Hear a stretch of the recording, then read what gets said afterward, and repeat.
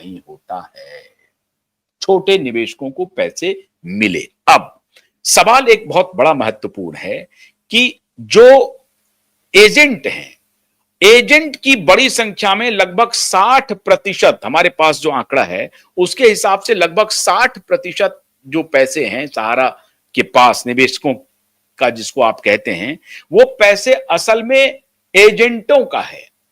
Agent जो अलग अलग निवेशकों से पैसे लाते थे और अपने नाम पर पैसा जमा करते थे और उनकी जब मेच्योरिटी होती थी उनसे जो उनको कमीशन मिलता था, वो कमीशन का पैसा और मेच्योरिटी का पैसा उन्होंने दोबारा जो सहारा में निवेश कर दिया है, उनके पैसे हैं और इसकी संख्या लगभग 60% है।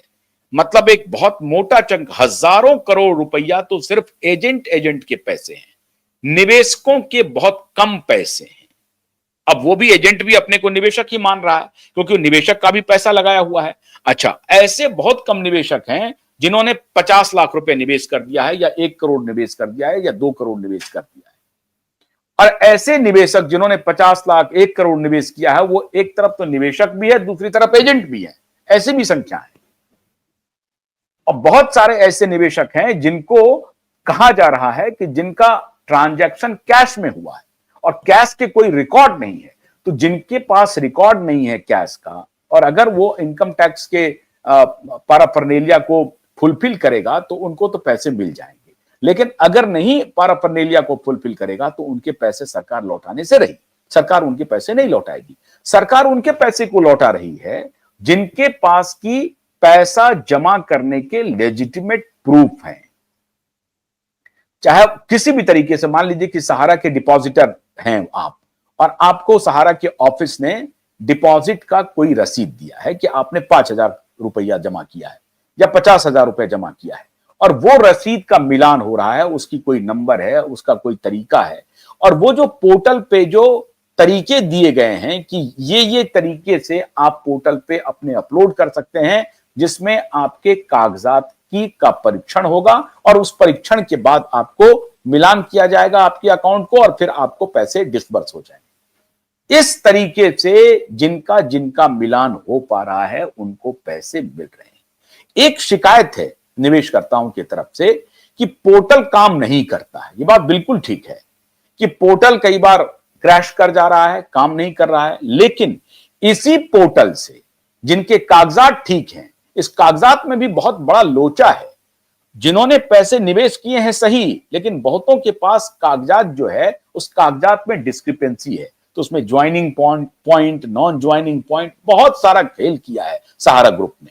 अब इसकी वजह से पोर्टल काम नहीं कर रहा है क्योंकि वो तो टेक्नोलॉजी है। टेक्नोलॉजी में उन्होंने एक बना दिया कि भाई इस मद में आपको ये चीज मेंशन करना है, इस कॉलम में ये मेंशन करना है, इस कॉलम में ये मेंशन करना है, उस कॉलम में अगर आप वो मेंशन नहीं करेंगे वो एक्सेप्ट नहीं कर रहा है। ये एक बृहत्तर परेशानी है सहारा के निवेशकों के सामने कि वो अपने निवेश को लेने के लिए जो पोर्टल पर फाइलिंग कर रहे हैं उसमें वो ठीक से उनकी फाइलिंग हो ही नहीं पाती है, जबकि वो जेन्युइन निवेशक है।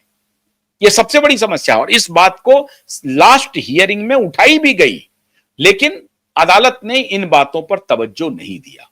अदालत ने कहा कि नहीं, जो जो तरीके पोर्टल पर बताए गए हैं उससे अगर आपका मैच कर रहा है तो आपको पैसे मिलेंगे।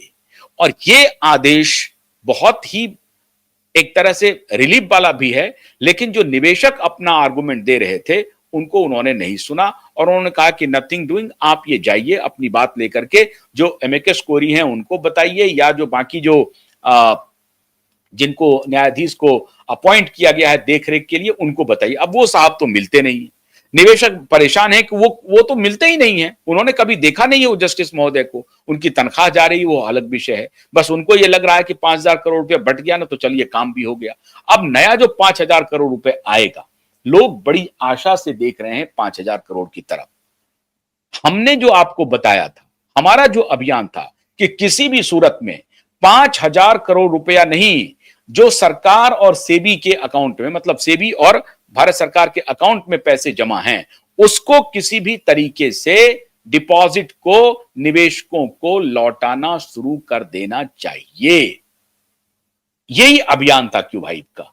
उसमें बहुत हद तक क्युबाइट सफल हो चुका है और क्युबाइट ने एक प्रकार से इस सरकार के ऊपर दबाव बनाने में कामयाबी हासिल की और इसमें निश्चित रूप से सहारा के निवेशकों की भी बड़ी भूमिका है कि वो अपने आंदोलन को लगातार खड़ा करते रहे, अदालत गए, अदालत में केस लड़ते रहे और ये सब लड़ने के बाद ये कम से कम ये हुआ कि ये सफलता उनको मिलती भी दिखाई पड़ रही है। तो मैं समझता हूं कि ये बहुत बड़ी सफलता। अब इसके आगे की एक कहानी शुरू होती है मित्रों कि अगर इसका अभी इसकी तारीख हो गई है 2026 तक, 2026 तक ये 5,000 करोड़ रुपए भी निर्गत करने हैं, लेकिन जिनके लाखों रुपए हैं, जिनके बेटियों की शादी होनी है, जिनको पढ़ाई करना है, जिनकी बीमारी है घर में, उनकी सुनवाई कौन करेगा? अब इसके लिए तो सहारा प्रबंधन को आगे आना होगा। अब महत्वपूर्ण बात यह है कि सहारा प्रबंधन ने जो भी डिप्टी मैनेजिंग वर्कर बनाया है, तो क्या सहारा प्रबंधन वापस काम पर लौटना चाहती है? ऐसी कोई अपेक्षा नहीं लग रही है। सहारा प्रबंधन काम पर लौट नहीं पाएगी और उनको कम से कम फाइनेंशियल ऑपरेशन की अब कोई रियायत नहीं होगी। सहारा फाइनेंशियल ऑपरेशन नहीं कर पाएगा।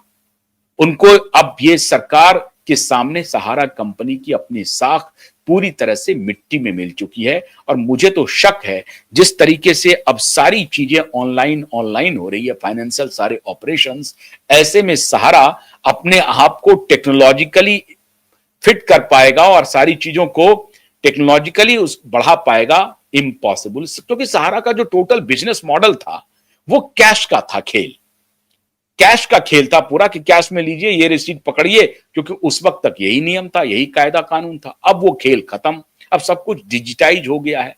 तो अब जो डिजिटल ट्रांजैक्शन होगा उसमें सहारा को क्या लाभ होगा, नहीं होगा, क्योंकि वो जो 3 का 13 वो कर रहे थे वो 3 का 13 हो नहीं पाएगा। तो सहारा की भी दिलचस्पी नहीं होगी फाइनेंशियल ऑपरेशन में लौटने की। जो LIC लेकर के वो चल रहे हैं, अब पता नहीं उसकी क्या स्थिति है, मुझे नहीं मालूम, लेकिन फाइनेंशियल ऑपरेशंस की सहारा को अनुमति मिलेगी सरकार की तरफ से, इसमें हमें संदेह है। इसलिए सहारा वापस उस अपने ऑपरेशन को में लौट पाएगी कहना मुश्किल है। अब जो रियल एस्टेट का जो उनकी कंपनी है वो एक प्रकार से बंद हो गई है, ठप हो चुकी है। जो एमबी वैली प्रोजेक्ट है वो एक आप कह सकते हैं कि एमबी वैली प्रोजेक्ट से उनको कुछ पैसे की कमाई हो सकती है। जो होटल्स है, उन्होंने हॉस्पिटल्स ऑलरेडी बेच दिए हैं, होटल्स अब इक्का दुक्का है। एक होटल है जो सहारा स्टार मुंबई में है, वो प्रॉफिट में है कि लॉस में है ये भी नहीं मालूम।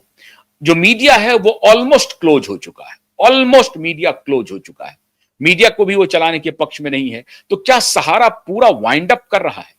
क्या सहारा पूरी तरह से अपने आप को क्लोज कर रहा है?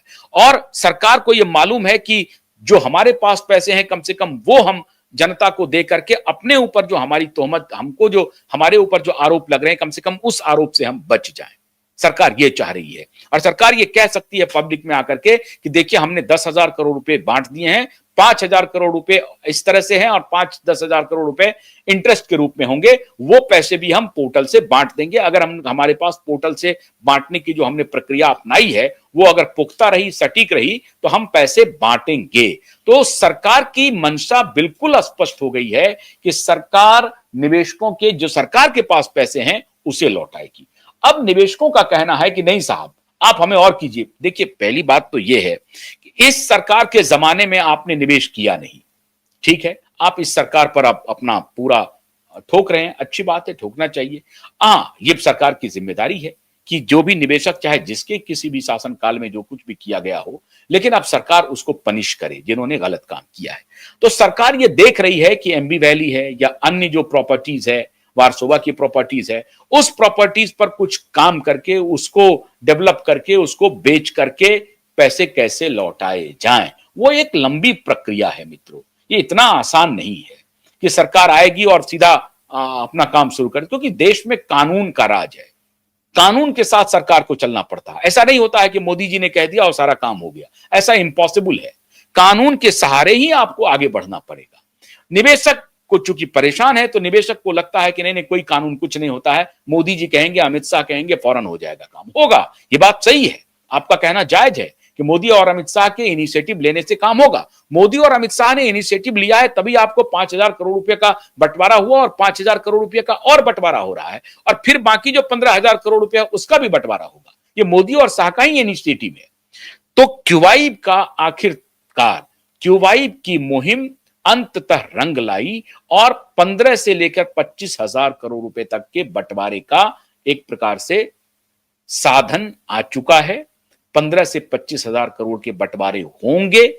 रही बात जो और लाखों करोड़ रुपए का जो डिमांड गया है, उसको लेकर के सरकार क्या करती है, ये भी हम आपको बताएंगे। लेकिन ये बहुत बड़ी जीत है कि 5,000 करोड़ रुपए और आ गए हैं और 15,000 करोड़ रुपए आने की उम्मीद है। बहुत बहुत शुक्रिया। नमस्कार।